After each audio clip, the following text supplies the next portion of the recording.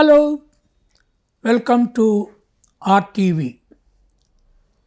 This is the fourth lesson about the program within the program of teaching English to the sheep. Now, friends, children and parents, youth, it is important to learn, as we have done about the need for English, how our animal economy started, how herding started, gradually how our systems, our civilization has come to gain control on agriculture. In our villages today, even around the cities, if we are getting food, if we are getting grain, if we are getting fruits, if we are getting vegetables, and if we are getting meat, all are because of agrarian economy, agrarian system. And the people who worked for it, developed the agricultural system over a period of time in human history.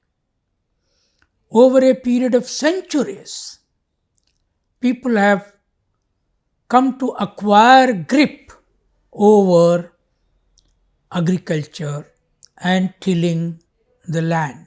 Now, tilling of the land is not an ordinary task.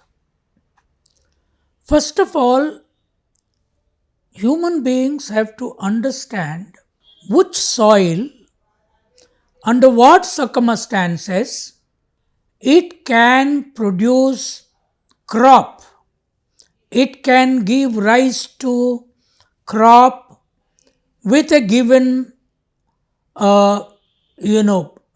humidity levels, with a given water resource, with a given other facilities available for producing food. But more importantly, human being required two things to develop what we call tilling of the land.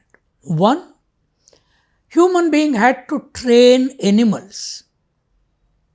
And mostly in India, we used either he buffaloes in the beginning, or over a period of time, as the cow and bull economy has grown, we used the bull power as the main plow driving power.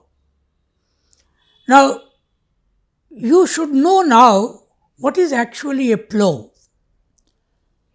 how it could be made, what are the instruments that we use for making a plow, what kind of wood it requires, what kind of metals it requires, what kind of ropes it requires to be completely operative.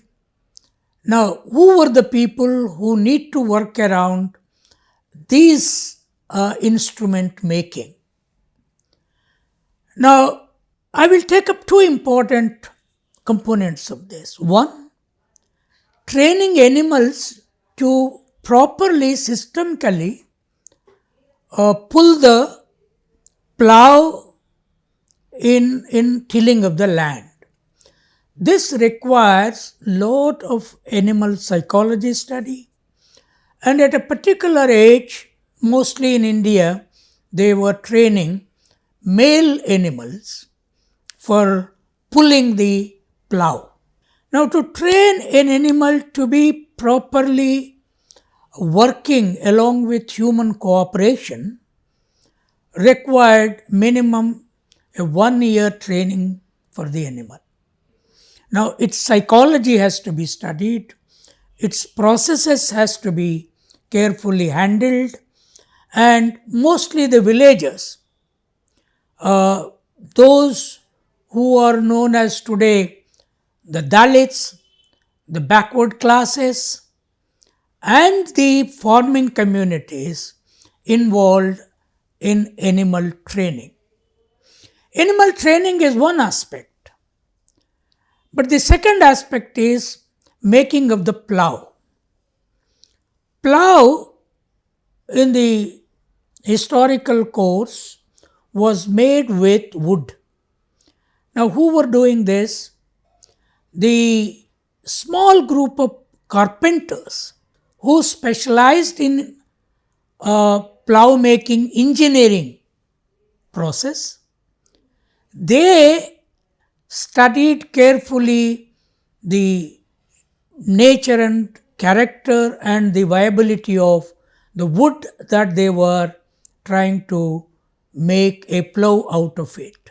Now, these carpenters were our earliest engineers in the village.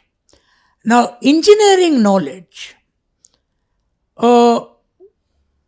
was the key for working out the iron instruments and also the wooden instruments, particularly to make agrarian tools.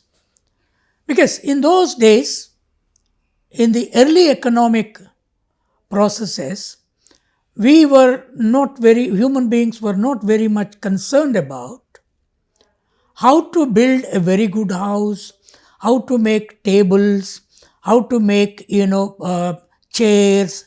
It was not that what their priority was. Their priority was how to make agricultural tools that improve our food basket, food resource. So in this improvement, the key was tilling the land. Now, the farmer at one end trained the animals, how to drag the plough, how to walk along with the whole tilling process, how a man was holding the plough, a woman was sowing the seed behind, and gradually the distance between each seed has to be calculated.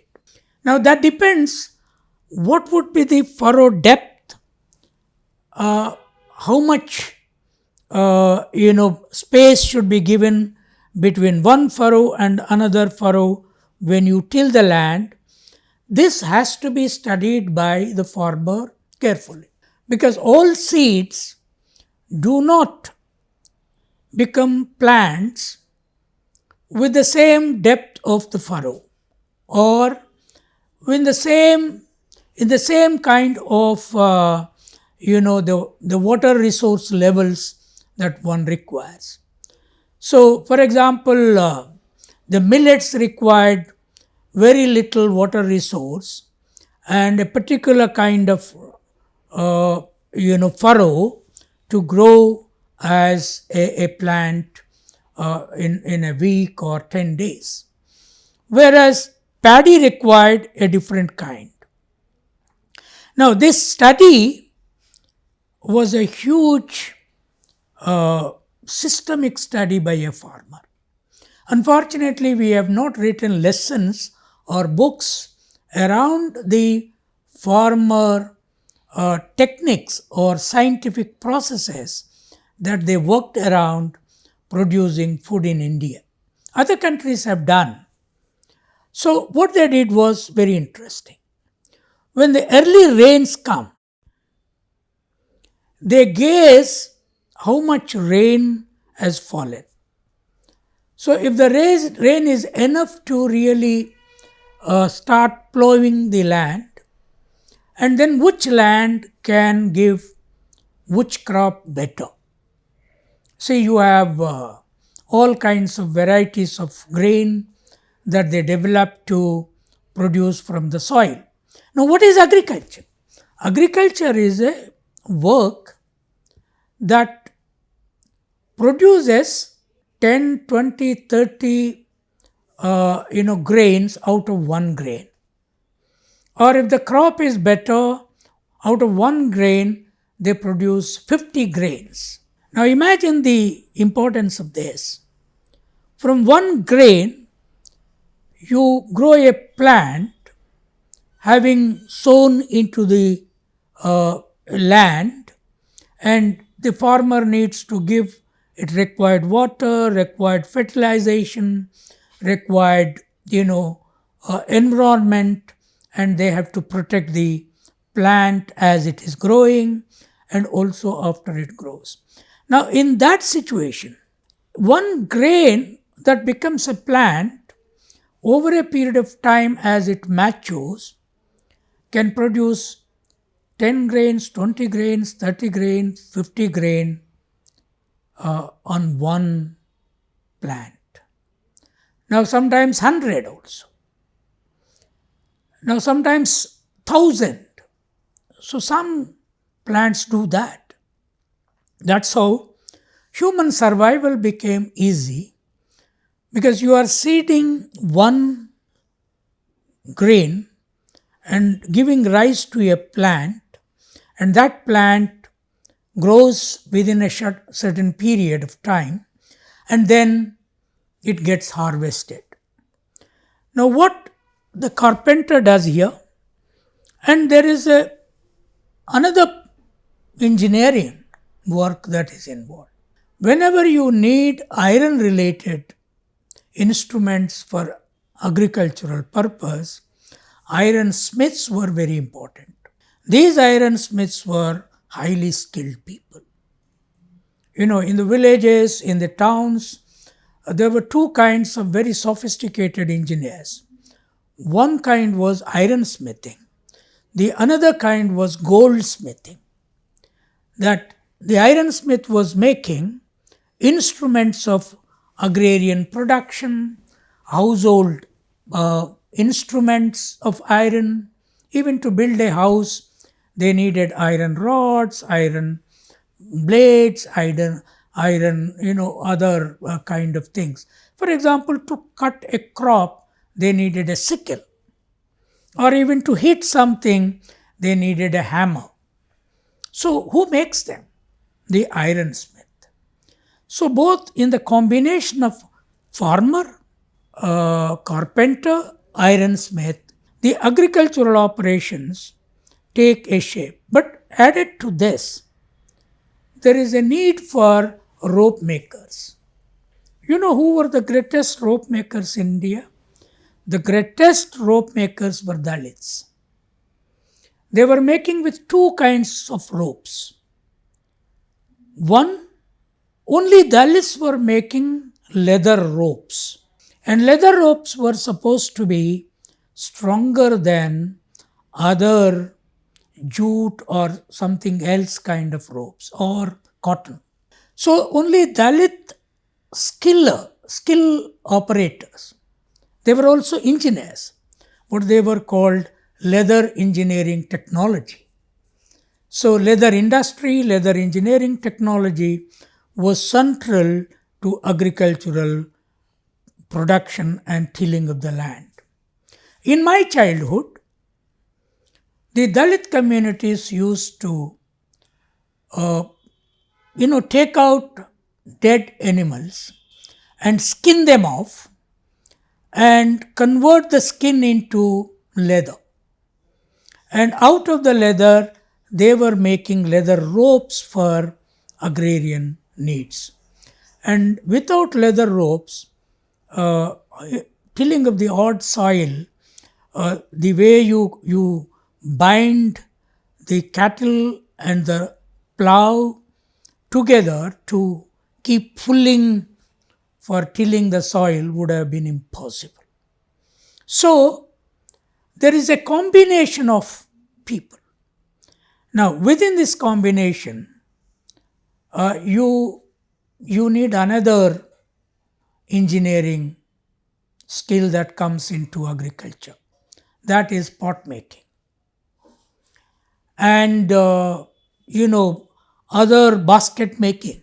Pot making and basket making was again key for not only cooking the food, but also preserving the grain.